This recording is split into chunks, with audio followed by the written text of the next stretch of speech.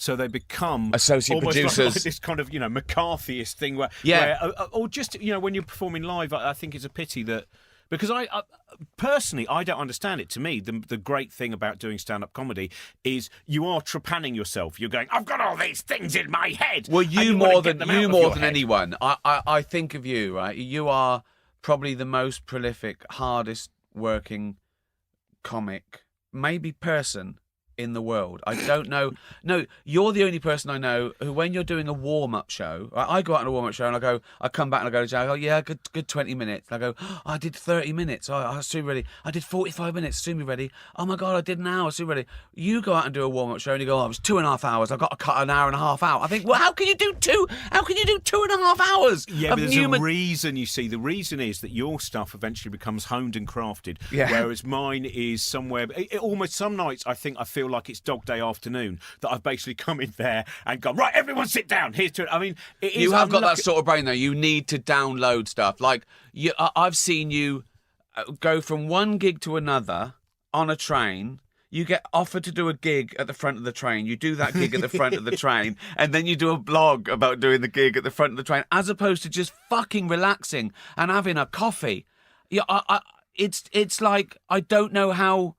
I mean, when do you sleep? Do you dream about? Well, I think what I'm lucky is that I have the kind of scale that I work at. When I'm not working with Brian, I'm playing small theatres, art centres. I have, I play to quite a broad audience in one way, but in another way, they will be a little bit kind of geeky. I used to say, it's like kind of a mixture of goths and librarians, and there's quite broad age-wise. I have like kind of 16-year-olds in, and I love it. Sometimes someone will come with a note from their mum and dad saying they're allowed to come because they're 15 years old or whatever, and then there'll be some people in their 80s going, I really enjoyed that routine about Bertrand Russell. I knew him, actually. It's like, when I was doing the show about art, I had these lovely things where, like, at the end of one of the shows about art, this man came up to me and he went, you need to do more stuff about John Cage. I'm from the Robert Rauschenberg Institute. And you go, brilliant. And then someone else came up to me and went, it was lovely to hear you talking about the painter Stanley Spencer.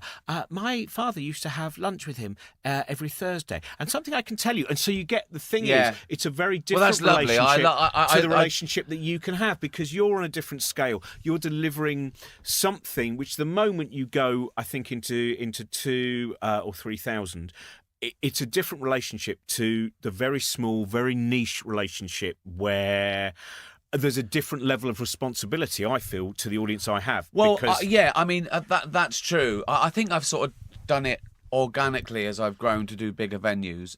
But even I know, if I can sell 5 nights at Wembley, I make sure I do 4 nights at Wembley, because that 5th night will be the people who are floating voters. They went with someone else, and you see a couple of phones go on halfway through. It's not why I saw him in the office, did a dance. Now he's talking about cancer and rape and shit.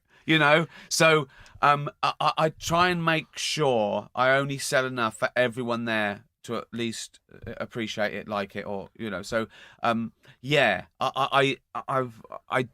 do worry about. I don't want any percentage of the audience to be there for any other reason than it's work, because going around this new tour, which is my favourite I've ever done for lots of reasons, but because it's I confront it and I'm talking about offence, I've got a get out clause. I've handed them what I'm going to do, and they're pre-warned, and they understand it. And I don't think there's not one complaint. And I'm still talking about the most contentious issues and taboo subjects, and being what some people would call offensive, which is subjective. But everyone there gets it.